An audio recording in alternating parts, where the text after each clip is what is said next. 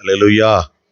நான் விசுவாசிக்கிறேன், ஆண்டவர் இன்னும் உங்களை அநேக ஆசீர்வாதத்தினாலே ஆசீர்வதித்து உங்களை உயர்த்தி வழி நடத்துவார் என்று. அல்லேலூயா. தெய்வ செய்திக்குள்ள போயிடலாமா? ஆமா, கர்த்தர் நல்லவர். சரி,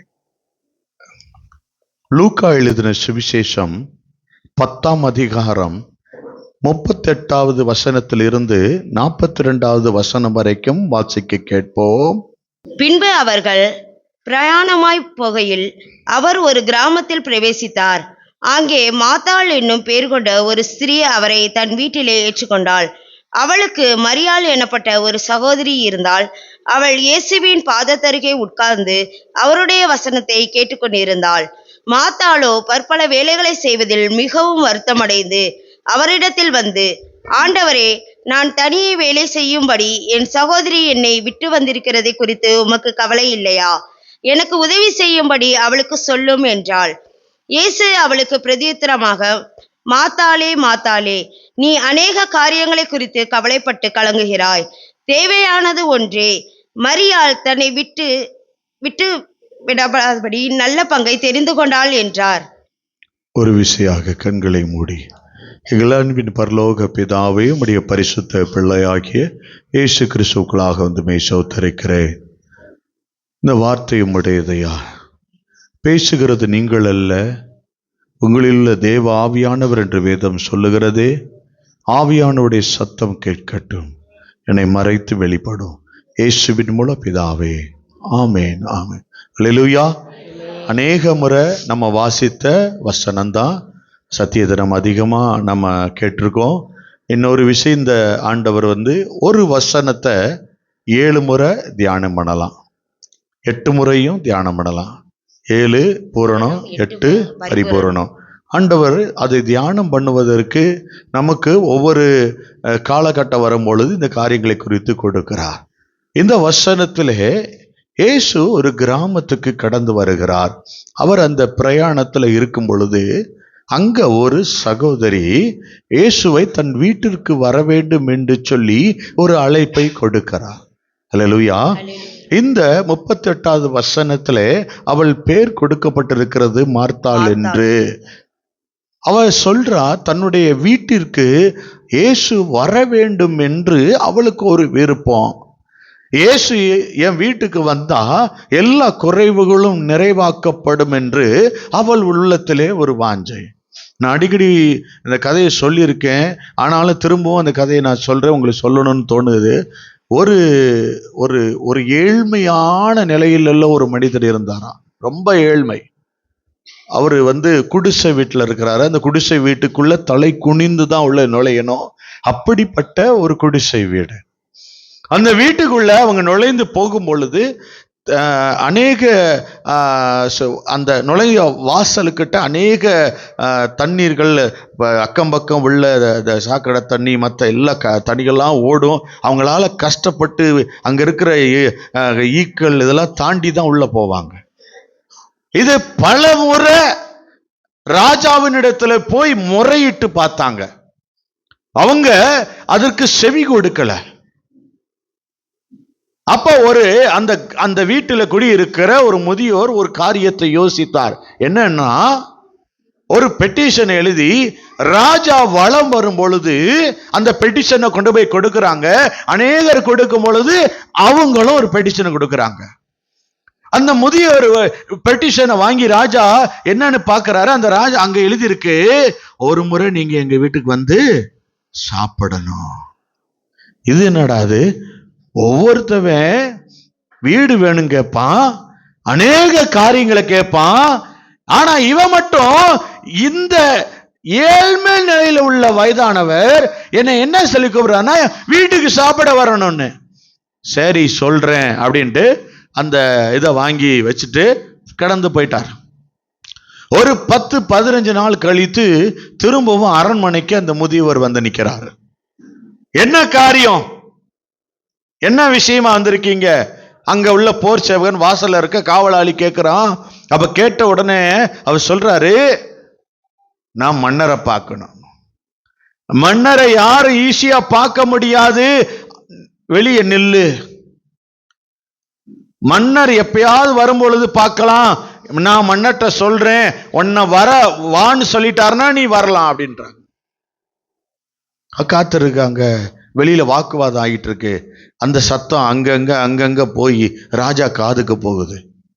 என்ன காரியம் அப்படின்னு கேட்கிறாரு. அப்ப ராஜா கிட்ட சொல்றாங்க, நீங்க உலா வரும் பொழுது ஒரு வயதான ஒருத்தர் வந்து எங்க வீட்டுக்கு நீங்க சாப்பிட வரணும்னு சொல்லி கூப்பிட்டாரு, ஞாபகம் இருக்கா? ஆமா. அவர் தான் வந்து கீழே வாக்குவாதம் பண்ணி, எதுக்கு வீட்டுக்கு சாப்பிட வரணும்னு. சரி, அடுத்த வாரம் திங்கட்கிழமை வீட்டுக்கு சாப்பிட வரேன்னு சொல்லி அனுப்பு சொல்லிட்டாங்க. ஆனா அவர் இருக்கிற இடம் எப்படிப்பட்ட இடம்? குடிசை வீடு. தலை நிமிர்ந்து உட்கார முடியாது. தலை நிமிர்ந்துனாவே மேலே இடிக்கும். அப்படிப்பட்ட வீடு. நுழையிற இடத்துல ஈக்களும் கொசுக்களும் நிறைந்த தண்ணீர் ஓடுது, எல்லாம் கிடக்கு. ராஜா வருகிறார் என்று சொன்ன உடனே, முதல்ல ராஜா சாப்பிட போறாருன்னு அந்த வீட்டை இடித்து பெரிய வீடாய் கட்ட வேண்டும் என்று சொல்லி அதை ஆல்ட்ரேஷன் பண்ண ஆரம்பிச்சாங்க. முதல்ல அந்த வீடு கட்டப்பட்டுச்சு. வாசல் இருக்க வாய்க்கால்கள் எல்லாம் ஒழுங்கு செய்யப்பட்டது. அந்த பாதையில வரக்கூடிய ரோடுகள் போடப்பட்டது. ஏன்னா வரப்போகிறவரு ராஜா. ஒரு ராஜா வந்து அந்த வீட்டுக்குள்ள சாப்பிட போறான்னா அங்க என்னெல்லாம் உருவாக்கப்படும்? ஒரு டைனிங் ஹால். எத்தனை வகையான சாப்பாடு சொல்லவே முடியாது, சகலமும் இருக்கும். நண்டு, மீன், கடலினங்கள், ஆடுறது, பாடுறது, ஓடுறது, எல்லா மிருகங்களும் அங்கே மரித்து போய் டேபிள்ல இருக்கும்.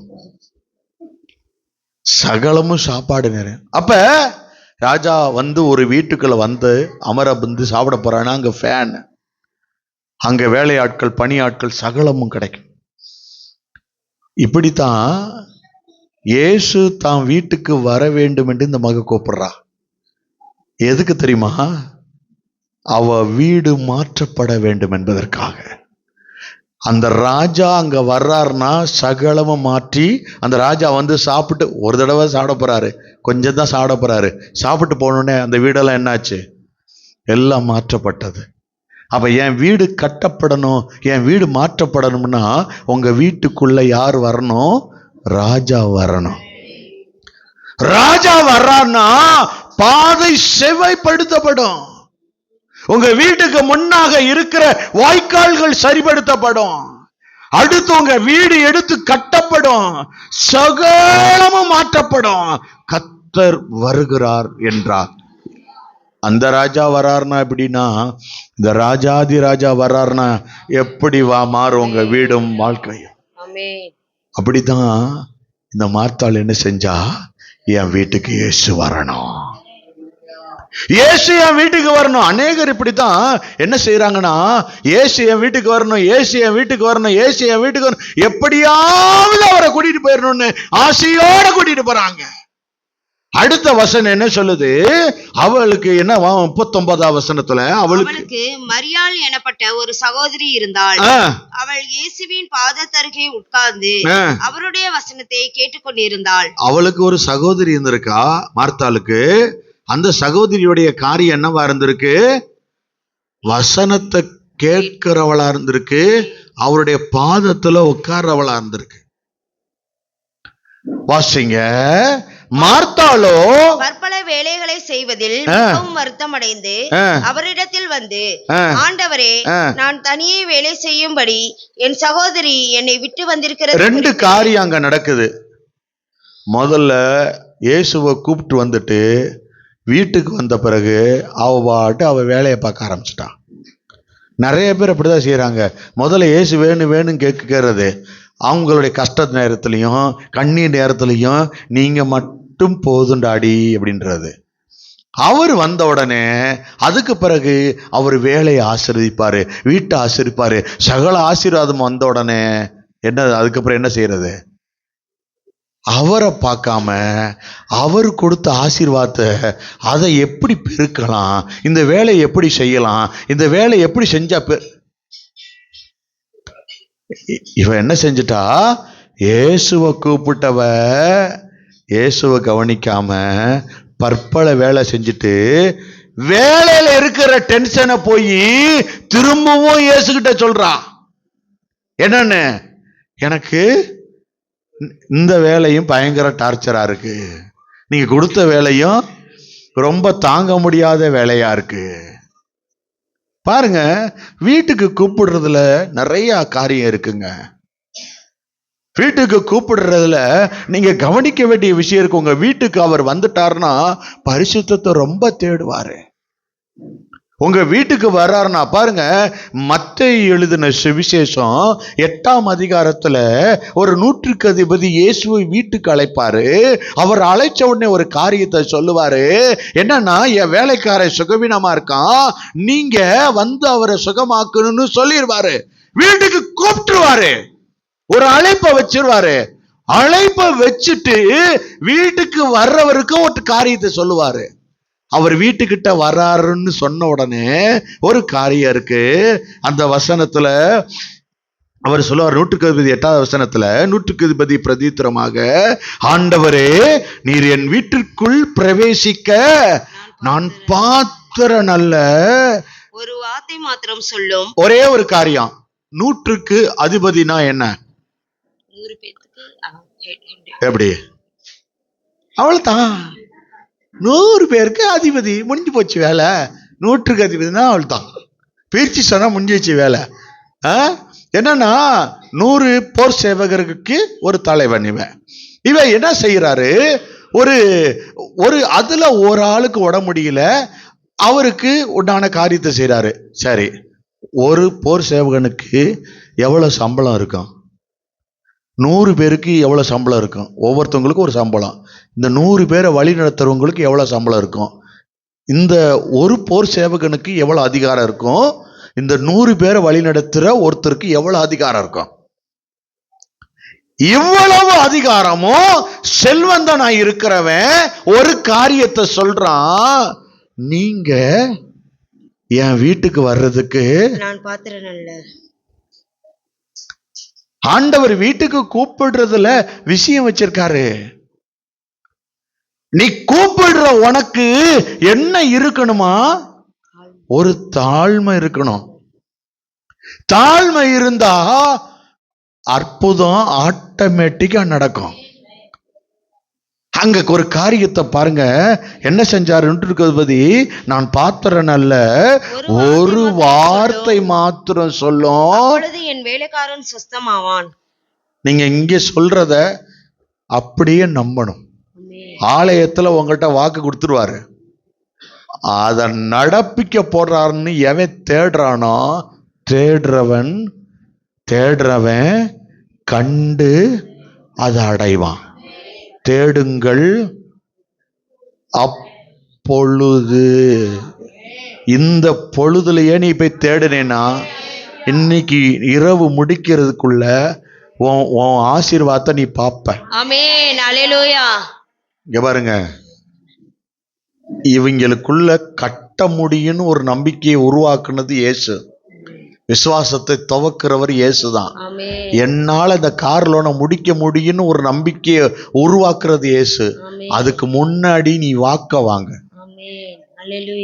கர்த்தர் வாக்க கொடுத்துட்டாருன்னா பாருங்க, இன்னும் அடுத்து வருவாங்க பாருங்க, நாங்க வீடு கட்டிட்டோம்னு சாட்சி சொல்ல. எங்க இருந்து வருவேன்? காஞ்சிபுரத்துல இருந்து ஒரு கூட்டம் வந்து வீட்டையும் கட்டி முடிச்சிட்டோமுங்க. அல்லேலூயா. ஏங்க, நாங்க பார்க்க தாங்க போறோம். நான் விசுவாசமா அறிக்கை செய்யறேங்க. நான் பார்ப்பேன். ஆமென். என் பிள்ளைங்க எல்லாம் வாழ்ந்து சுகமா இருக்கிறத நான் பார்க்க தான் போறேன். அல்லேலூயா, அல்லேலூயா. பாருங்க, கர்த்தர் அதை ஆம் என்றும் ஆமேன் என்றும் நீங்க சொன்ன ஆமேனை கேட்டார். தெரியுமா? நல்லாதான் கட்டி கொடுப்பீங்க உங்க பிள்ளைய. ஆமென். அது சொல்ல மட்டும் ஏங்க உம்முன்னு ஆயிட்டு இருக்கீங்க? நல்லாதாங்க கட்டி கொடுப்பீங்க. இங்க பாருங்க, உங்க நகை வந்து நம்ம எட்டாத உயரம் தானே, எட்ட வைப்பா இருக்கேன். ஏங்க 8 பவுன் நகை தாங்க இன்னைக்கு காரு. உங்களுக்கு தெரியுமா? எவன் வீட்டுல எல்லாம் 8 பவுன் இருக்கும், அவன் வீட்டுல காரு. ஆமென். ஹalleluya. புரிஞ்சுக்க. நீங்க காற்றையும் காண மாட்டீர்கள், மழையும் பார்க்க மாட்டீங்க. ஆஹா, 8 பவுன் இருக்கிறத மறந்துட்டேனே. இந்த ஐடியாவை இந்த ஆளு இப்பதான் நான் கொடுக்கிறாரு. வந்தாதான் கொடுப்பாரு ஐடியா. ஆண்டவரு ஐடியா மணி இங்க தானே இருக்காரு. உனக்கு 4-5 ஐடியா கொடுப்பாரு. நீ வீட்டுல போய் மணி ரெடி பண்ணிக்க வேண்டியது. ஐடியா மணி புரிஞ்சிச்சா? ஐடியா மணி ஆண்டவர் தான். ஐடியா கொடுப்பாரு, மணியை நீ ரெடி பண்ணிக்கணும். அவன் ஏதாவது ஆவுன்னானாக்க 8 பவுன் தூக்கி எரிஞ்சிட்டு அப்புறம் வாங்கிக்கிறேன்னு சொல்லிட்டு காரோட வந்துட வேண்டியதான் வீட்டுக்கு. ஹல்லேலூயா. இந்த ஆளு ஏகப்பட்ட ஐடியா கொடுப்பாரு போல இருக்கு. அவர் ஆலோசனை கர்த்தர். ஹல்லேலூயா. நல்ல ஆலோசனைகளை உங்களுக்கு வழங்குறது ஆண்டவர் வல்லவர் தான். ஹல்லேலூயா. ஆண்டவருக்கு பிடிச்ச மாதிரி வாழ்ந்துட்டா ஆசீர்வாதம் தானா வரும். வீட்டுக்கு கூப்பிடுற நீங்க ஏசப்பாவை எப்படி இருக்கணுமா? ஆண்டவர் சொல்றாரு, அவன் தாழ்மையா இருந்ததுனால ஒரு காரியம் நடந்துச்சு. என்னன்னா, அவன் சொல்றான், இயேசு இதை கேட்டு ஆச்சரியப்பட்டு தமக்கு பின் சென்றவர்களை பார்த்து என்ன சொல்றாரு? நான் இப்படிப்பட்ட விசுவாசத்தை காணவில்லை என்று மெய்யாகவே உங்களுக்கு சொல்கிறேன். என்ன தெரியுமா? ஒரே ஒரு காரியத்தை அவர் உங்ககிட்ட பார்க்க விரும்புறாரு. நான் உன் விசுவாசத்தை பார்த்துட்டேனா நீ ராஜா தான், நீ ராஜாத்தி தான். நான் உன் விசுவாசத்தை பார்த்துட்டா, இங்க பாருங்க, தயவு செய்து ஏசப்பாட்ட ஆண்டவட்ட நிற்கும் போது மட்டும் இந்த இந்த இந்த உங்களுக்குள்ள இந்த வட்டம் பாருங்க, சின்ன வட்டம், இந்த குறுகிய வட்டத்துல பார்க்காதீங்க. ஆண்டவர் ஆபிரகாம்கிட்ட சொன்னாரு, நீ லோத்துக்கு அந்த இடத்த கொடுத்துட்ட, கானான அவன் வாங்கிட்டு போயிட்டான். நீ என்ன கேட்கறியோ அதை நான் கொடுப்பேன்னு சொல்லல. கர்த்தர் சொல்றாரு, நீ கால் மிதிக்கிற தேசத்தையே உன்கிட்ட கொடுப்பேன்னாரு. நீ எல்லாத்தையும் நடடா, இது எல்லாத்தையும் உன்கிட்ட கொடுக்கறேன்ட்டாரு. நீங்க நம்புனீங்கன்னா அது தருவாரு. நம்புனீங்கன்னா அது தருவாரு. நீங்க விசுவாசிக்கிற விசுவாசத்தை அப்பா பார்த்துட்டாருன்னு வச்சுங்களேன். உங்க வீட்டுக்கு கூப்பிடுறீங்க பாருங்க, அவர் உங்க வீட்டுக்குள்ள உங்க விசுவாசத்தை தேடி பார்க்கணும். அவன் சொல்றான், என் வீட்டுக்கு வர்றதுக்கு நீ பாத்திர நல்ல, ஆனா ஒரே ஒரு வார்த்தை வாக்கு மட்டும் கொடுத்துருங்க. சொல்றாரு, காற்றையும் காண மாட்ட, மழையும் பார்க்க மாட்ட, உனக்கு மட்டும் இல்ல, உன்னால உன் வீட்டுல இருக்க ஆடு மாடுகள்லாம் திருப்தி ஆக போகுது, உன்னால உன் காரெல்லாம் பெட்ரோல் வலிஞ்சு ஓட போகுது. வீட்டுல போய் காரை ஸ்டார்ட் பண்ணும்போது டேங்க் டிங்னு அடிக்குது. என்னங்க பிரதர் அப்படின்னு கேக்குறேன். டேங்க் ஃபில் பண்ணிட்டேன் பா, நிரப்புவார்ப்பா.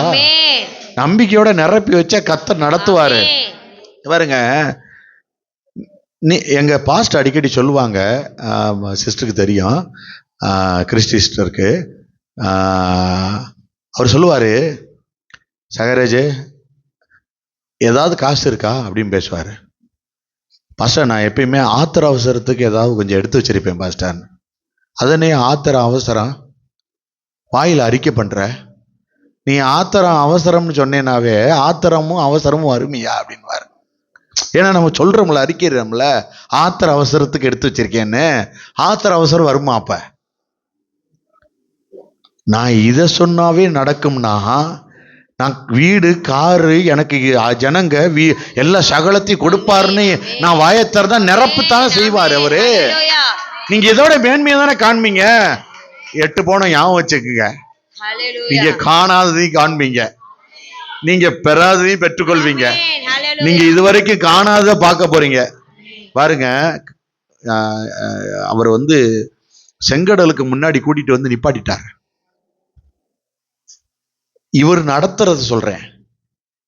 எவனா ஒருத்தன் கடல்ல வெட்டாந்தரை ஆக்கி நடந்து போனது அதுக்கு முன்னாடி இருந்திருக்கா? இவங்களுக்கு அப்புறமா இருந்திருக்கா? உங்களுக்கு பாதை திறந்தாருன்னா அப்படிதான் இருக்கும். நம்ப முடியாததை உங்க வீட்டுக்குள்ள கொண்டு வருவாரு. நீ நம்பவே முடியாது, இப்படிப்பட்ட வீடை நான் கட்டவே வாய்ப்பே இல்லைங்க, வாய்ப்பை உருவாக்குவார். இல்லாதவைகளை போல அழைக்கிறவர் பலவீனனை பலவான் என்று கூப்பிடுவார். பராக்கிரமசாலியே நோஞ்சனா இருப்பான், அவனை எப்படி கூப்பிடுவாரு? பராக்கிரமசாலியேன்னு. வியாதியை வந்து ஹாஸ்பிட்டல்ல கிடப்பான், அவன் பேரு ஆரோக்கியசாமி. பயங்கர வியாதி இருக்கும், கூப்பிடுவாரு. நான் அடிக்கடி நினைப்பேன், என் பேரை மாத்திரணும் எப்படியாவது, எவனுக்குமே சகாயம் இல்லாம இருக்கேனா அப்படின்னு சொல்லுவேன். என்னை ஆக்கிட்டு இருக்காரு, நான் விசுவாசிக்கிறேன். நான் யாரா ஒருத்தருக்காவது சகாயமா இருந்துருவேங்க. அல்லேலூயா. இப்ப அந்த பேரை கொடுத்ததுக்கு கர்த்தரை ஸ்தோத்திரிக்கிறேன். ஏன்னா என்னை மாத்துவாரு. உங்க பேரை கொடுத்தாருன்னா உங்க பேரை கொடுத்ததுக்கே ஒரு வேலை பார்ப்பாரு அவரு. ஆண்டவர் சொல்றாரு, நிச்சயமா உங்க வீட்டுக்கு அழைக்கிற காரியத்துல வீட்டுக்கு வர்றவர் எப்படிப்பட்ட காரியத்தை பார்ப்பாராம்? உன் விசுவாசத்தை பார்ப்பாரு. இங்க வீட்டுக்கு அழைச்சவளுடைய காரியத்தை பார்த்தாரு. இந்த அம்மா வீட்டுக்கு கூப்பிட்டுட்டு வந்துட்டு வீட்டுல போய் வேலை பார்த்துக்கிட்டே இருக்கு. எனக்கு அந்த வேலை இருக்கு, இந்த வேலை இருக்கு, எப்ப பார்த்தாலும் வேலை. ஞாயிற்றுக்கிழமை கூட இப்ப வேலை ஆகுதா? என்ன வேகமா 2 பேரும் டபக்குன்னு தலையாட்டிட்டீங்க? ஆகக்கூடாது பாஸ்டர் சொல்லுவாங்க பார்த்தேன். ஆமா ஆகுது. சரி, கர்த்தர் என்ன நடக்கிறாரு? பாருங்க, இன்னைக்கு ஒரு தடவை அடி எடுத்து வச்சுட்டீங்கல்ல, அப்பா ஜெயிக்கிறதுக்கு அடுத்த பாதையை திறப்பாரு. என்ன தெரியுமா? நீ நம்பி இறங்கணும். எனக்கு ஒரு வாசலை திறப்பாருன்னு நம்பி இறங்கினேன்னா உன் பாதை திறக்கப்படும். அல்லேலூயா, அல்லேலூயா.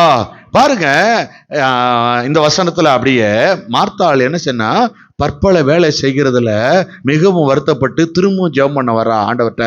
ஆண்டவரே, நான் தனியே வேலை செய்யறேன், என் மக சாப்பிட்டு சாப்பிட்டு படுத்தே கிடக்குறா, என் மகன் ஒரு வேலை வீட்டுல செய்ய மாட்டான், எனக்கு பாருங்க எவ்வளவு போராட்டம், என் வீட்டுக்காரர் அப்படியே இருக்காரு, நான் இவ்வளவு கஷ்டப்படுறேன், நான் அந்த வேலை பார்க்கிறேன் இந்த வேலை பார்க்கிறேன்னு மறுபடியும் கம்ப்ளைண்ட். வேலை கேட்டு வந்த, வேலை கொடுத்தேன், திரும்ப என்ன வந்து கம்ப்ளைண்ட் பண்ற? என்னால நான் ஒருத்தரே வேலை பார்க்கிறேன் ஆண்டவரே, பார்த்துக்கிட்டே இருக்காங்க அப்படின்னு சொல்றது. அடுத்த காரியம் என்ன? நீங்க ஆண்டவர்கிட்ட வந்து அடுத்து என்ன கேள்வி கேட்கிறா? உங்களுக்கு கவலை இல்லையா? என்ன கவலையா? இந்த அம்மா வேலையை இழுத்து போட்டு பார்த்ததுக்கு ஆண்டவர்கிட்ட வந்து, நான் இவ்வளவு வேதனைப்படுறேனே, உங்களுக்கு கவலை இல்லையா ஆண்டவரே? அடுத்த காரியம், எனக்கு உதவி செய்யும்படி அவளுக்கு சொல்லும் ஜெபம் பண்றாங்க. எப்படின்னா, என் மக உள்ளத்துல பேசுங்க ஆண்டவரே, என் வீட்டுக்காரர் உள்ளத்துல பேசுங்க ஆண்டவரே, அவர் தெரியாமது ஒரு தடவை வந்து பாத்திரம் விலைக்கு போட்டுட்டோம் ஆண்டவரே, எப்படியாவது அவர் இந்த வேலையை செய்யணும் ஆண்டவரே. மறுபடியும் ஜெபம் பண்றாங்க. அடுத்து என்ன நடக்குது? அப்பா திரும்ப பேச ஆரம்பிக்கிறாரு. இயேசு அவளுக்கு பிரதியுத்தரமாக, இந்தாம்மா வீட்டுக்கு கூப்பிட்ட, 100க்கு அதிபதிட்ட இருக்கிற விசுவாசம் உன்ட்ட இருந்துச்சுன்னா அற்புதம் ஆட்டோமேட்டிக்கா நடக்கும். ஆட்டோமேட்டிக்கா நடக்கும். உன் விசுவாசத்தை இஸ்ரவேலருக்குள்ள கூட இருக்கக்கூடாது, நம்ப முடியாத விசுவாசமா தான் இருக்கணும். நடப்பிப்பாரு. அல்லேலூயா. இன்றைக்கு மாலை பொழுதுல அப்படி நடத்த போறாரு. அவ்வளவு அசைவு இருக்க போகுது, கர்த்தருக்கு நடத்த போறாரு. லூக்கா 19ஆம் அதிகாரத்துல ஒருத்தர் மரத்து மேல ஏறி உட்கார்ந்துருப்பாரு. அவரு கொஞ்சம் சைஸ்ல குட்டியா இருப்பாரு. அவர்கிட்ட ஒரு காரியம் நடக்கும். அவர் என்ன செய்யறாரு? விருட்டுன்னு ஒரு காட்டத்தி மரத்து மேல ஏறி உட்கார்ந்து எங்கடா இயேசு இருக்காருன்னு ஒரு தேடுற அனுபவம் ஒரு மனுஷன் இருந்தான். இயேசு அந்த இடத்தில் வந்தபோது அண்ணாந்து பார்த்து அவனை கண்டு, சகாயராஜே, சகைவே வந்து தொலையா சீக்கிரம். என்ன சொல்றாரு? சீக்கிரமா சீக்கிரமா இறங்கிரு, நீ கொஞ்சம் பெருமையா இருக்க, சகாயராஜே பெருமையா இருக்காத, கொஞ்சம் சீக்கிரம் இறங்கிரு, எனக்கு இவ்வளவு பிள்ளைகளை கொடுத்துட்டாங்கன்னு சொல்லி பெருமை. கர்த்தர் என்ன சொல்றாரு? முதல்ல அதுல இருந்து இறங்கியா, அவ்வளவும் ஏன் பிள்ளையாது, எப்ப பார்த்தாலும் ஓம் பிள்ளைன்னு நினைச்சுக்கிட்டே இருக்க, பெருமை பாராட்டாத, அது இன்னையில இருந்து ஏன் மக. என்னங்க எஸ்தர், ஆண்டவர் சொல்றாரு ஏன் மக, அது ஓ மகன்னு சொல்லாத, நிறைய பேர் சண்டைக்கு வர்றாங்க அப்படின்னு சொல்லி இடையில 4 பிட்டு போட்டு விடுவோம். சரி வாசிங்க, என்ன நடக்குது? இன்றைக்கு நான் அவர் உன் சொல்றாரு, வீட்டிலே தங்க வேண்டும் என்றார். நான் உன் வீட்டுக்கு வரணும். இங்க வீட்டை பத்தி சொல்லிட்டு இருக்காருங்க. ஹல்லேலூயா. முதல்ல சொன்னாரு, அந்த அம்மா வருந்தி கூட்டுருச்சு வீட்டுக்கு, கூப்பிட்டு வேலை பார்த்துக்கிட்டு இருக்கு. ஒருத்தர் கூப்பிட்டாரு, கூப்பிட்டுட்டு சொல்றாரு, நீ என் வீட்டுக்கு வர்றதற்கு நான் பாத்திரன். இவர்கிட்ட இயேசு வந்து சொல்றாரு, நான் இன்னைக்கு உன் வீட்டுக்கு வரணும். ஹல்லேலூயா. இது 3 பேர்ல யாரா இருக்க விரும்புறீங்க? சகைவா இருக்கும். சகைவு சொல்றாரு பாருங்க, உன் வீட்டுக்கு நான் வரணும். அல்லேலூயா. உன் வீட்டுக்கு நான் வரணும்னு கேக்குறாரு. அவர் வீட்டுக்கு வந்துட்டாருன்னா உங்க வீட்டுல ரட்சிக்கப்படாதவங்க ரட்சிக்கப்படுவாங்க. ஆமென். அந்த வசனத்துல சொல்லியிருக்கு, அந்த வீட்டுக்கு ரட்சிப்பு வந்துச்சான். ஒரு ஆளுக்கு வந்துச்சுன்னு சொல்லியிருக்கா, அந்த வீட்டுக்கே. அந்த வீட்டுக்கு அப்படின்னா வீட்டுல எங்க இருள் இருக்கோ அந்த இருள் வெளிச்சமா மாறிடும். ஏன்னா இவர் மெய்யான ஒளி. இவர் வந்துட்டார்னா நம்ம வீட்டுல இருளா இருக்கிற பகுதி, தரித்திரியமா இருக்கிற காரியம், போராட்டமான பிரச்சனை, வாழ்க்கை சமாதானமற்ற நிலையெல்லாம் மாறிடும். சில வேளையில நம்ம நம்பாம தான் நம்ம சுய முயற்சி எடுப்போம். ஏசு இங்க வந்துட்டார்னா, ஏங்க சகைக்கு பணம் ஏதாவது குறைவு இருந்துச்சாங்க? அவர் ஒரு டாக்ஸுக்கு வாங்குற கலெக்டருங்க, அவரு டாக்ஸ் கலெக்ட் பண்றவர். அவருக்குள்ள என்ன இல்லை, எந்த காரியம் இல்லை. ஏசு என் வீட்டுக்கு வரணும் அது நினைச்சாரா? ஏச நான் ஒரு தடவையா பார்க்கணும் தான் நினைச்சாரு. ஏசு என் வீட்டுக்கு வர நினைக்கல, ஏச ஒரு தடவையா பார்க்கணும்னு நினைச்சாரு. நம்ம நினைக்க வாஞ்சியோட தேடி இருக்கோமா? தேடணும்னு வச்சுங்களேன், அவரே வந்து வாடா நான் உன் வீட்டுக்கு வரணும்னு. உன் வீட்டுக்கு ராஜா வந்துட்டார்னா உன் தெருவே மாறும், உன் வீட்டே மாறும், உன் வீட்டில் உள்ள சகல ஆசீர்வாதமும் ஐஸ்வர்யமா மாறும். குறைவுகள் எல்லாம் நிறைவாக்குவாரு. உன் டைனிங் ஹாலே மாறிடும். தெரியுமா? விசேஷித்த விதமா மாத்திருவாரு. நாங்க இன்னும் அந்த வீட்டுல தாங்க இருக்கணும். ஒரு தடவை கூப்பிட்டு தான் பாரு, எங்க ஐயா வரட்டுமே உங்க வாழ்க்கைய மாத்துறதுக்கு. இங்க பாருங்க, நான் உங்க வாழ்க்கைய மாத்திட்டா கொண்டாடுறதுல நான் முதலுங்க. அல்லேலூயா. நான் ரெடியா இருக்கேன். இன்னைக்கு கார் வாங்கினவங்க 2 பேருக்கு இன்னைக்கு நான் gift கொடுக்க போறேன். ஆமா, பாருங்க, யாரெல்லாம் இனிமே கார் வாங்குறீங்களோ அவங்களுக்குலாம் பாஸ்டர் தான் gift கொடுப்பாரு. அல்லேலூயா. எல்லா ஆசீர்வாதமும் உங்களுக்கு பரிபூர்ணமா. இங்க பாருங்க, ஆலயத்திலிருந்து ஆசீர்வாதத்திலிருந்து ஒரு gift வருது. அதை நீங்க வாங்குறதுக்கு தயார் நிலைக்கு மாறுங்க. கர்த்தர் உங்களை நிரப்ப போகிறார். என்ன, சகை வீட்டுக்கு வரணும்னு இயேசு என்னாரு, ஆனா சுத்தி இருக்கிறவள என்ன சொன்னா, அதை கண்ட அவன் பாவி, இவர் பாவியான மனுஷனிடத்தில் தங்கும். நிறைய பேர் உங்களை சொல்லுவான், அது பொல்லாத பொம்பளை, அவ இப்படி, அவளுக்கு வாய் காது வரைக்கும், உங்க பேர்லாம் வேற வேறலாம் வச்சிருப்பான்.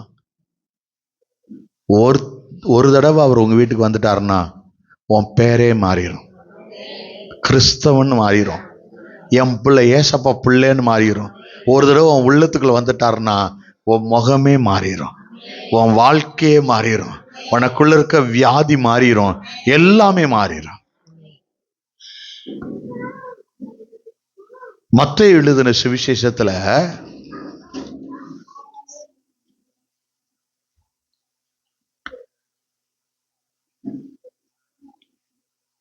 7ஆம் அதிகாரம் 24வது வசனம், ஆகையால் நான் சொல்லி இந்த வார்த்தைகளை கேட்டு இவைகளின்படி செய்கிறவன் எவனோ அவனை கன்மலையின் மேல் தன் வீட்டை கட்டின என்ன மனுஷன்? புத்தியுள்ள மனுஷன். என்ன மனுஷன்? புத்தியுள்ள மனுஷன். புத்தி உள்ளதுன்னு வேற எங்கேயாவது வாசிச்சிருக்கோமா? யாரு வீட்டை கட்டுவா? யாரு கட்டுவா? புத்தி உள்ளவதான் என்ன செய்வாங்களாம்? புத்தி இல்லாதவ என்ன செய்வா? அதை இடிச்சு போடுவா. புத்தி இல்லாதவ புத்தி உள்ளவன்னு ஒரு கூட்டம் இருக்கு. எங்க வாசிச்சிருக்கீங்க? பைபிள்ல தான் சொல்லிடாதீங்க. நம்ம ஆளுங்க விருட்டுன்னு வந்து பைபிள்ல தான் பாஸ்டர் அப்படின்னு வாங்க. 5 பேரு புத்தி உள்ளவங்க, 5 பேரு கதவை அடைக்கிறதுக்குள்ள ஓடுறவங்க உள்ள. சர்ச்சை பூட்டுறதுக்குள்ள உள்ளுக்குள்ள ஓடி வந்துடணும். நேற்று நாங்கள் எத்தனை மணிக்கு பூட்டினோம் தெரியுமா? 11:30க்கு சர்ச்சை பூட்டினோம். பிள்ளைங்கள்லாம் எல்லாம் சேர்ந்து, அப்பா பிள்ளைங்கள்லாம் சேர்ந்து இதெல்லாம் மாப் போட்டு தொடச்சி எல்லாம் இங்கெல்லாம் சுத்தம் பண்ணி கொடுத்து, பிள்ளைங்க 1000 மடங்கு ஆசீர்வாதத்தை பெறணும். பிள்ளைங்க எவ்வளவு கிளீன் பண்ணி தொடச்சி எடுத்தாங்க. இதெல்லாம் கர்த்தர் மேன்மையான ஆசீர்வாதத்தை பிள்ளைங்களுக்கு கொடுப்பாங்க. பாருங்க, இரவு 11:30 வரைக்கும் அப்பா வீடு பாலா கிடக்க கூடாதுன்னு பிள்ளைங்களை உடம்பு முடியாம கூட வீட்டில் போட்டுட்டு வந்து இங்கே சுத்தம் பண்ணிக்கிட்டு இருந்தாங்க. பிள்ளைகள் எல்லாவற்றிலும் வாழ்ந்து சுகமாக இருக்கட்டும். தேவன் மேன்மையான கர்த்தருடைய வீட்டை குறித்து பக்தி வைராக்கியம் இருக்கு. எல்லாருக்கும் வேணும். அது அப்பதான் மேன்மையான ஆசீர்வாதத்தை காண முடியும். இது என்னுடைய வீடு, சகலருக்கும் எல்லாம் வல்லவர் ஜெப வீடு. உங்களுக்கும் இது ஜெப வீடு, கர்த்தருடைய வீடுன்னு எண்ணணும். கர்த்தர் வீடு பாலா கடந்தா கர்த்தருக்கு கரிசனையை விசாரிப்பார்ல. அல்லேலூயா. அவர் வீட்டை கட்டினா உங்க வீட்டை அவர் கட்டுவாரு. அல்லேலூயா. வாசலை திறப்பாருங்க. இங்க பாருங்க, இப்ப இருக்கிறது போதுன்னு முதல்ல அந்த எண்ணத்தை மாத்துங்க. பக்கத்துல உள்ளவங்களை பார்த்து சொல்லுங்க, நான் இன்னும் பெருகுவேன், ஏசப்பா என்னை பெருக பண்ணுவாரு. நிச்சயம் அந்த வார்த்தை சொல்லும்போது எவ்வளவு மகிழ்ச்சி இருக்கு பாத்தீங்களா? நிச்சயமா பெருகுவீங்க. இந்த வார்த்தையை ஆண்டவர் கேட்டார். ஆமென் சொல்லுங்களேன். கேட்டாருங்க. ஆம் என்றும் ஆமேன் என்றும் மாறுது. இன்னொரு வீட்டை கொடுக்க போறாரு. அந்த வீட்டுல ஒரு ரூமை பாஸ்டர் கொடுக்க போறோம். அதுல ஒரு வீட்டை பாஸ்டர் கொடுக்க போறோம். நீங்களா கொஞ்சம் பேருக்கு அது கொஞ்சம் ஸ்லோவா சொல்றாங்க. கொடுப்பாங்க உங்களுக்கு. என்ன ஹல்லேலூயா. ஆண்டவர் ஒரு காரியத்தை சொல்லுகிற காரியம் பாருங்க. அவர் சொல்ற வார்த்தையை கேட்டு கட்டுறவன் எதுல கட்டுவானா? கண்மலை மேல. கண்மலை ஆகிய கிறிஸ்து மேல நம்பிக்கை வச்சு கட்டுறவன் அந்த வீட்டை இடிக்கிறதுக்கு ஒண்ணுமே வர முடியாது. அஸ்திபாரத்தை கர்த்தர் மேல போடு. உன் நம்பிக்கையை கர்த்தர் மேல வை. என்னன்னா, புத்தி உள்ள ஸ்திரீ வீட்டை கட்டுவான்னு ஒரு பொறுப்பை கர்த்தர் நம்புறாரு. அந்த பெண்மணி ஆளை கட்ட முடியும். அவதான் புத்தி உள்ளவன் கர்த்தர் கொண்டு போய் கொடுக்கிறாரு. பாருங்க, ஒரு பெண் நினைச்சா என்ன செய்ய முடியும்? வாங்கி கொடுத்தா வீட்டுல இருப்பேன், இல்லைன்னா வீட்டை விட்டு கூட ஓடி போயிருவேன்னு சொல்ற அளவுக்கு எவ்வளவு வைராக்கியம். நீ கர்த்தரிடத்துல நின்னா நீ சகலத்தையும் திருப்ப முடியும் தெரியுமா? இந்த ஆள் இருக்குது மறந்து சாட்சி சொல்லிவிட்டனே. கர்த்தர் தருவாரு, நீ நம்பு. கர்த்தர் உனக்கு ஒரு வீட்டை தான் கட்டுவாரு. இப்ப இருக்கிற வீடு போதும், நான் இதுக்குள்ளேயே அது எவ்வளவு நாளா போராடிக்கிட்டே இருப்பீங்க. இன்னொன்னு பார்க்கணுமா இல்லையா? அடுத்த காணான பார்க்கணுமா இல்லையா? அடுத்த ஆசீர்வாதத்தை பார்க்கணுமா இல்லையா? அப்படியே எட்டி அங்கிட்டு பார்த்துக்கிட்டே இருங்க. இதையும் சர்ச்சை பெருசாக்குவோம். அல்லேலூயா. மோகன் சென்னை வந்து வரணுமா வர வேணாமா? அல்லேலூயா. இந்த கொண்டாட்டத்துக்காக ஜெபிக்கணுமா இல்லையா? நம்ம ஆளுக ஜெபிக்கணும்னு சொல்லிட்டாவே தெரு பக்கமே வர மாட்டாங்க. இதுல மோகன்சி வரனா இவங்க இன்னும் நம்ப மாட்டாங்க. ஏன் வரல தெரியுமா? யாருமே இந்த கூட்டத்துல போய் கர்த்தரா வர போறாரு, அவரா வந்து இதை செய்ய போறாரு, இதை நடத்த போறாரு. யோபு சொல்றாரு, அவர் என்னை கொன்று போட்டாலும் அவர் பேர்ல நம்பிக்கையா இருப்பேன். சகலமும் இழந்தான், எல்லாம் போச்சு, நிக்கிறான் கடைசி வரைக்கும். நீங்க கர்த்தர்கிட்ட வந்து நின்றுந்தீங்கன்னா, இந்த ஒரு வாரம் உங்களுக்கு அழைப்பு கொடுத்தார் கர்த்தர் தெரியுமா? கூப்பிட்டது கர்த்தர். வந்தவங்க நிறைய விஷயம் பார்த்தாங்கன்னு சொன்னாங்க. சங்கீதத்துல கேட்டீங்களா சாட்சி? மகிமையான காரியங்களை கர்த்தர் செய்தார். கர்த்தருடைய ஊழியத்துக்குன்னு ஜெபிக்க கூப்பிட்ட பிறகு யாரும் வரல. ஆண்டவர் அதை ஆசீர்வதிப்பார், மிகுதியா தருவார். ஆனா இயேசு உங்களுக்கு அப்படி கொடுப்பார் நினைக்கிறீங்களா? திரும்ப அப்படி கொடுக்கறது இல்லை, மிகுதியான ஆசீர்வாதத்தை கொடுப்பாரு. ஒரு கடைக்காரன் நம்மகிட்ட ஒரு 10 ரூபாய் கிழிஞ்சு நோட்டை கொடுத்தா கூட நம்ம அவன்கிட்ட இது கிழிஞ்சிருக்கணும்னு கொடுத்து மாத்திட்டு வந்துடுறோம். இப்ப கர்த்தர் கொடுத்தவங்ககிட்ட மாத்துறதா என்ன நிக்கிறாரு? எங்கடா போவேனா அப்படி நிக்கிறாரு. இது எங்கிட்ட கொடுத்துட்டீங்களடா, எங்கடா போவேன் நிக்கிறாரு. அவர் உங்களுக்கு கொடுக்கும்போது அள்ளி கொடுத்து புது நோட்டா கொடுத்துட்டு கர்த்தர் திரும்ப கிழிஞ்சதான் வாங்கியிருக்கிறார். அவருக்கு அதான் கிடைக்கும் போல இருக்கு. சிலுவையை நினைக்கிறவருக்கு வஸ்திரம் இல்லாம அவருக்கு எல்லாமே அப்படிதான் போல இருக்கு வந்து சேர்றதெல்லாம். சரி, கர்த்தர் நல்லவர், மாற்றுவார். நமக்கு நேரம் ஓடிடுச்சு, 3 நிமிஷம் இருக்கு. மீதம் இருக்கிற செய்தி எப்படி முடிக்க போறேன்னு தெரியல. சரி, என்ன செஞ்சா இந்த மார்த்தாள்கிட்ட வந்துருவான். நான் சுருக்கமா முடிச்சிடுறேன். மார்த்தாள் என்ன செஞ்சா, வீட்டுக்கு அழைச்சிட்டா. மரியாள் என்ன செஞ்சா, பாதத்தில் உட்காந்துட்டா. வீட்டுக்கு வந்தவளுக்கு உபசரிக்கிறதுக்கும் தேடுறதுக்கும் தெரியல. ஆனா வீட்டுக்கு வந்தவளுக்கு ஒரு காரியம் என்ன நடந்துச்சு தெரியுமா? இவ ஆண்டவருடைய பாதத்துல உட்கார்ந்து அவர் சொல்றத கேட்கிறவளா மாறினான். ஆண்டவர் அவளை பார்த்து ஒரு காரியத்தை சொல்றாரு. என்னன்னா, மரியாள் தன்னை விட்டு போகாததை தெரிஞ்சுக்கிட்டா. தெரிந்து கொண்டாள். ஏன்னா தேவன் தன்னை விட்டு எடுபடாததான் கொடுப்பாராம். எவனை எடுக்க முடியாதான். அங்க சொல்றாரு, தன்னை விட்டு எடுபடாத நல்ல பங்கு தெரிஞ்சுக்கிட்டாலாம். அல்லேலூயா. அப்ப கர்த்தருடைய பாதத்துல உட்கார்ந்து கேட்கிற அனுபவம் ஒரு வித்தியாசங்க, ஒரு விசேஷித்த அனுபவம். அவர்கிட்ட உட்கார்ந்து கேட்டா உங்க வாழ்க்கையில எந்த இடத்துல எந்த சிக்கல் இருக்கோ அதை மாத்திருக்கு ஆலோசனை கொடுத்துருவாரு, அதை நடத்துவாரு. மாற்றுகள் ஆச்சரியமா தான் இருக்கும், மிகுதியான ஆசீர்வாதம். ஏசாயா 48:17 இஸ்ரவேலின் பரிசுத்தராய் இருக்கிற உன் மீட்பரான கர்த்தர் சொல்லுகிறதாவது, பிரயோஜனமாயிருக்கிறதை உனக்கு போதித்து நீ நடக்க வேண்டிய வழியில உன்னை நடத்துகிற உன் தேவனாகி கர்த்தர் நானே. பாதத்துல உட்கார்ந்து கேட்கிறவங்களுக்கு எப்படி சொல்லி கொடுப்பாராம்? உனக்கு பிரயோஜனமா இருக்கிறத உனக்கு சொல்லி கொடுப்பாராம். எப்படி போதிக்கிறார் பாருங்க ஏசப்பா. மரியாள் தன்னை எடுபடாத பங்கை ஏன் தெரிஞ்சுக்கிட்டா தெரியுமா? ஏசு எனக்கு பிரயோஜனமானதை கொடுப்பாருன்னு நம்பி உட்கார்ந்தா. அதுதான் அந்த வசனம். அல்லேலூயா. சங்கீதம் 32:8 நான் உனக்கு போதித்து நீ நடக்க வேண்டிய வழியை உனக்கு காட்டுவேன், உன்மேல் என் கண் வைத்து உனக்கு ஆலோசனை சொல்லுவேன். நான் உனக்கு போதிப்பேன், நான் உனக்கு போதிப்பேன். எதுக்கு? நீ நடக்க வேண்டிய வழியை உனக்கு காட்டுறதுக்கு. கேட்கறதுக்கு நீங்க உட்காந்துட்டேன்னு வச்சுக்கேன், உனக்கு கர்த்தர் வழியை காட்டுவார். இந்த பாத வழி. அப்போ இங்க பாருங்க, எவனுக்கு டிராபிக் ஆனாலும் உங்களுக்கு ஆகாத நம்புங்க. இன்னைக்கு நீங்க விசுவாசிச்சீங்கன்னா உங்களை அழகா நடத்துவார். அதான் சொல்றாரு, நான் உனக்கு போதித்து நீ நடக்க வேண்டிய வழிய, நீ எது வழியா போகணும்னு நீ காட்டுவாராம். ஆமென், ஆமென்.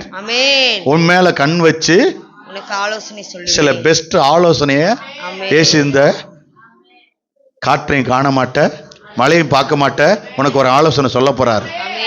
எப்படி வராருன்னு தெரியாது, யாரையாவது அனுப்பி உனக்கு ஒரு ஆலோசனை கொடுப்பாரு. சங்கீதம் 25:12 கர்த்தருக்கு பயப்படுகிற மனுஷன் எவனோ அவனுக்கு தெரிந்து கொள்ளும் வழியை போதிப்பார். நான் அவர் தெரிஞ்சு கொண்ட வழியை போதிக்க போறாராம். என்ன சொல்லி கொடுக்க போறாராம்? உட்கார்ந்து மரியாதை போல கேட்டா கண்டிப்பா உனக்கு ஒரு வழியை சொல்லி கொடுப்பேன். நான் தெரிஞ்சு கொண்ட வழி, நான் தெரிந்து கொண்ட காரியம். உங்களுக்கு ஏதாவது ஞாபகம் வருதா சொல்லுங்களேன். நான் தெரிஞ்சு கொண்டதோ உனக்கு போதிப்பேன். போன வருஷம் வாக்குத்தத்தத்தை சொல்லுங்களேன். இந்த வருஷம் வாக்குத்தத்தத்தை கலக்காப்பி அடிச்சாங்க. நான் உங்கள் பேரில் நினைத்திருக்கேன், நான்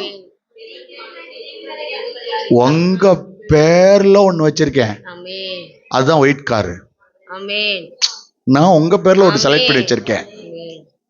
கர்த்தர் இங்க ஒரு காரியத்தை சொல்றாரு இந்த வசனத்துல, அவனுக்கு நான் தெரிஞ்சு கொண்ட வழிய சொல்லி கொடுப்பாராம். நான் ஒரு வழி வச்சிருக்கேன், அது கட்டாயம் உனக்கு தருவேன், கட்டாயம் அதை உனக்கு சொல்லிக் கொடுக்க போறேன். ஏசாயா 30:20 ஆண்டவர் உங்களுக்கு துன்பத்தின் அப்பத்தையும் உபத்திரவத்தின் தண்ணீரையும் கொடுத்தாலும், ஒருவேளை அப்படி கொடுத்தாலும் ஆசைங்களே, உன் போதகர்கள் இனி ஒருபோதும் மறைந்திருக்க மாட்டார்கள். உன்னை போதிக்கிறவனை பல இடத்துல இருந்து வெளியே கொண்டு வர போறாரு. ஹalleluya. அப்படின்னா உனக்கு வந்து ஆலோசனை கொடுத்து ஐடியா கொடுத்து உன்னை சொல்லி கொடுக்கிறவன் பல இடங்கள்ல இருந்து வெளியே வர போறானா, கர்த்தர் அவனை உனக்கு காண்பிக்க போகிறார். உனக்கு போதிக்கிறவனை கர்த்தர் கொண்டு வர போகிறார். உன் கண்கள் உன் போதகர்களை காணும். உன் கண்ணு பார்க்கும். ஆமென். யாரோ ஒருத்தர் எதுலயோ ஒருத்தங்க ஏதோ ஒன்று சொல்லுவாங்க, அது உனக்கு போதித்து நடத்தக்கூடிய காரியம். கர்த்தர் சொல்றாரு, நான் உனக்கு போதித்து உன்னை நடத்த போகிறேன். நீ விசுவாசிங்கன்னா நல்ல போதகராகிய ஏசப்பாவை நீங்க பார்ப்பீங்க. இந்த போதகரை உங்க கண் பார்க்கும். இந்த போதகரை உன் கண் பார்க்கும். நிச்சயமா பாப்ப. ஆண்டவர் உனக்கு போதிப்பாரு. நீ போதிக்கிறது எப்படி இருக்குமோ நினைப்ப, ஆனா கர்த்தர் கண்டிப்பா உனக்கு போதிக்கிறது உனக்கு ஆச்சரியமா இருக்கும். காரியத்தை ஒரு ஆலோசனை சொன்னாரு, நான் அதை எழுதிட்டு வந்தேன், அதனால அதை வாசிச்சேன். ஆண்டவர் சொன்னது காரியம், இனிமே வாங்க போறவங்களுக்கு காரு, இனிமே வீட்டை வாங்க போறவங்களுக்கு சொல்றேன். அவர் கொடுக்குற ஆலோசனை, அவர் என்கிட்ட சொன்னதை நான் எழுதிட்டு வந்திருக்கேன். என்னன்னா, மாசம் ஒரு 20,000 டியூ கட்ட போற, சரியா? வாங்கினா கட்டுவோம்ல, ஒரு 15,000 10,000 கட்டுவோம்ல.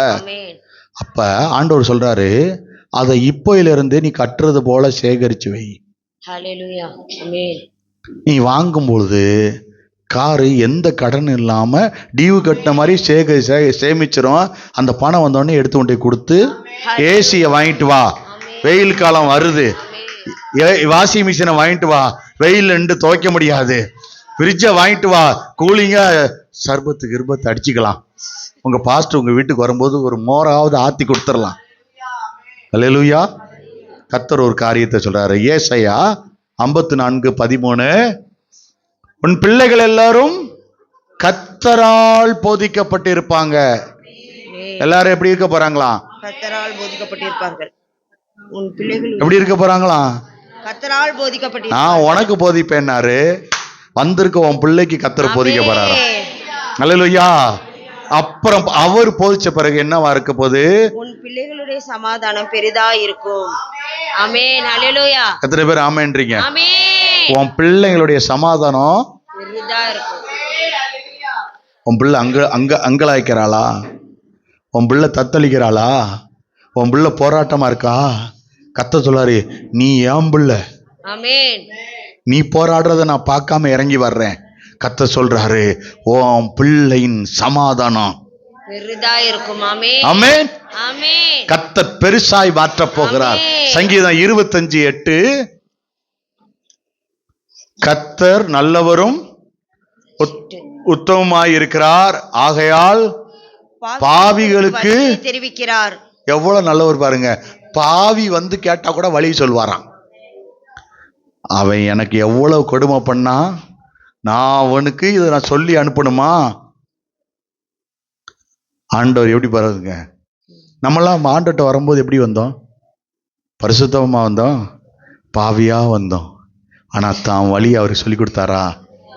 எவ்வளவு மேன்மையுள்ளவர் பாருங்க. ஏன் வழியை நான் சொல்லி கொடுப்பேன். அப்ப சொல்லி கொடுக்கும்போது புத்தி உள்ளவன் தான் வீட்டை கண்மலை மேல கட்டுவான், கிறிஸ்து மேல நம்பிக்கை வச்சு கட்டுவான். கிறிஸ்து மேல நம்பிக்கை வைத்து எல்லாவற்றிலும் இறங்கு. உன் விசுவாசத்தை தோக்க விட மாட்டாரு. நான் இன்னைக்கு வரும்போது பிசாசு என்கிட்ட சொல்றான், என்னன்னா, நீ என்ன வார்த்தையை நம்பிட்டு போய் நிக்கிற அப்படின்னு கேக்குறான். வேற எதை நம்பி போய் நிப்பாங்க? வாக்குத்தத்தங்க நம்பி நிப்பாங்க. அப்படியே வார்த்தையை நம்பி போய் தான் நிற்பான். அது நிறைவேறி தானே முடியும். நான் எதை நம்பி நிற்பேன்? என் அருள்நாதர் கொடுத்த வாக்கை நம்பி தான் போய் நிற்பேன். அதுதான் என் வாழ்க்கையில கிரியை செய்யும். அல்லேலூயா. சங்கீதம் 71:1, தேவனே என் சிறு வயது முதல் எனக்கு போதித்து வந்தீர் இதுவரைக்கும். அப்படின்னா நாங்க சங்கீதத்தை திரும்ப சொல்ற மாதிரியே இருக்கு.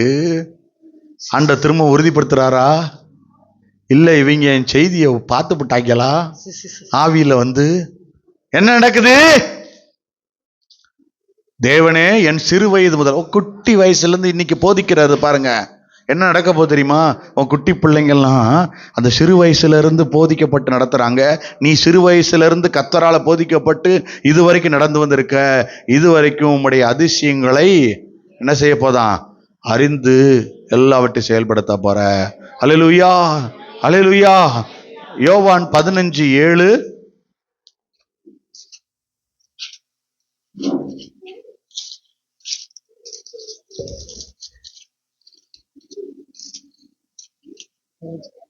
நீங்கள் என்னிலும் என் வார்த்தைகள் உங்களிலும் நிலைத்திருந்தால் நீங்கள் கேட்டுக்கொள்வது எதுவோ அது உங்களுக்கு செய்யப்படும். புரிஞ்சா? எங்க நிக்கணும்? நீங்கள் என்னிலும், நீங்க அவர்கிட்ட நிக்கணும். என் வார்த்தைகள் அவர் உங்க கூட நிக்கணும். நிலைத்திருந்தால், அப்படி அந்த வார்த்தை உங்களுக்குள்ள இருக்கணும். இயேசுதான் அந்த வார்த்தை. இயேசு உங்களுக்குள்ள இருக்கணும். நீங்கள் என்னிலும் என் வார்த்தை உங்களிலும், நீங்க என்னிலும் என் வார்த்தை உங்களிலும், நீங்க என்னிலும் என் வார்த்தை உங்களிலும் நிலைத்திருந்தால் நீங்கள் எதை கேட்கிறீங்களோ அது உங்களுக்கு செய்யப்படும். நீங்க கேட்கறது உங்களுக்கு கொடுக்கப்படும். ஆமென், ஹல்லேலூயா. விசுவாசிக்கிறீங்களா? ஆமென், ஆமென். ஆமென். நீங்க கேட்கறத ஏசப்பா கொடுக்க போறார். ஆமென். ஜெபம் பண்ணலாமா? ஹல்லேலூயா. ஏசப்பா உங்களுக்கு நீங்க கேட்கறத கொடுக்க போறார். அல்லேலூயா. கர்த்தர் நன்மையானதை உங்களுக்கு செய்ய போகிறார். ஆண்டவர் சொன்னாரு, என் கிட்ட உட்காந்து என் வார்த்தையை கேளு. மரியாளை போல வார்த்தையை கேளு. மார்த்தாளை போல வேலைக்கு ஓடணும், அங்கே ஓடணும், இங்கே ஓடணும்னு. மார்த்தாளை போல வீட்டிலேருந்து வரும்போதே பிளானோட வராத. Plan B. மரியாளை எண்ணிக்கோ. என் வார்த்தை உங்ககிட்ட இருந்துச்சுன்னா நீ எண்ணிலும், என் வார்த்தை ஒன்னிலும் இருந்துச்சுன்னா நீ கேட்டுக்கிறது எதுவோ இப்ப இந்த பொழுது கேளுங்கள். இன்னைக்கு நைட்டுக்குள்ள, நீங்க நைட்டுக்குள்ள ஒருத்தராவது உங்களால அப்பாவை சந்திச்சிடணும். ஏதாவது ஒன்று நடக்கும், நீங்க நம்புங்க. கட்டாயம் எதை ஒன்று செய்வார். ஜெபம் பண்ணலாமா? சரி, நம்ம எல்லா கண்களை மூடி. எங்கள் அன்பின் பரலோக பிதாவே, உம்முடைய பரிசுத்த பிள்ளையாகி இயேசு கிறிஸ்துவுக்குள்ளாக வந்து உம்மை ஸ்தோத்திரிக்கிறேன். ஆண்டவரே, நீர் தான் இந்த வார்த்தையை கொடுத்தீர். இந்த வார்த்தையை நான் நம்புறேன்ப்பா. இந்த வார்த்தை ஜீவன் உள்ளது. நிச்சயமா அந்த வார்த்தை இவங்க வாழ்க்கைக்குள்ள கிரியை செய்ய நம்புறேன். மேன்மையான காரியத்தை இவங்களுக்குள்ள பண்ணுன்னு நம்புறேன். எல்லா தடைகளை உடைச்சு ஆண்டவரே இந்த வார்த்தையினுடைய வல்லமை வெளிப்படட்டும். மரியாள் தன்னை விட்டு எடுபடாத நல்ல பங்கை தெரிஞ்சுக்கிட்டா. ஏன்னா கர்த்தர் கொடுக்கிறது போகவே போகாது, அது எடுக்கப்படாது. நிச்சயமா உனக்கு பரலோக ராஜ்யத்தை கொடுப்பாரு. அது உன்னை கண்டிப்பா சந்திக்கும். நிச்சயமா ஆண்டவர் எதெல்லாம் உனக்கு கொடுத்திருக்கிறாரோ, சிலுவையில எதெல்லாம் சம்பாதித்து கொடுத்தாரோ அதெல்லாம் நிச்சயமா உனக்கு கிடைக்கும். ஆண்டவரே, இந்த பிள்ளைகள் வாழ்க்கையில ஒரு மாற்றத்தை கொடுங்கப்பா. இந்த பிள்ளைகள் வாழ்க்கையில எல்லா தேவைகளையும் சந்திங்க, குறைவுகள் எல்லாம் நிறைவாக்குங்க. இயேசு வந்துட்டார்னா, வீட்டுக்குள்ள வந்துட்டார்னா ஒரு வெளிச்சம் உள்ள வந்துடும். அந்த வெளிச்சம் வந்துருச்சுன்னா, வந்தா எந்தெந்த காரியம் இருள்ல நிக்குதோ, உன் வீட்டில் இந்த கஷ்டம் கண்ணீர் அதுக்கு வழி தெரியாம இருக்கு பாரு, அந்த வழியெல்லாம் உனக்கு தெரிய ஆரம்பிக்கும். எந்த வழியில எப்படி போகணும், எதெல்லாம் நடக்குமோ அதெல்லாம் உனக்கு நடக்கும். நீ சகைவை போல நீ போய் ஏசப்பாவை தேடுனேன்னா அவரே உன் வீட்டுக்கு வரேன்னு சொல்லிடுவாரு. நிச்சயமா அவர் உன் வீட்டுக்கு வந்தாருன்னா உன் வீட்டில் உள்ள குறைவுகள் எல்லாம் நிறைவாய் மாறும். ஊழியக்காரங்க வந்தாவே ஆண்டவர் ஆசீர்வதிக்காருன்னா, இயேசு வந்தார்னா சகலமும் நன்மைக்கு எதுவாய் மாறும். தகப்பனே, அந்த பிள்ளைகள் ஒவ்வொருவரையும் ஆசீர்வதி, பெருவராய் தொட்டு உயர்த்தும். இயேசுவின் மூலம் பிதாவே, ஆமேன், ஆமேன், ஆமேன்.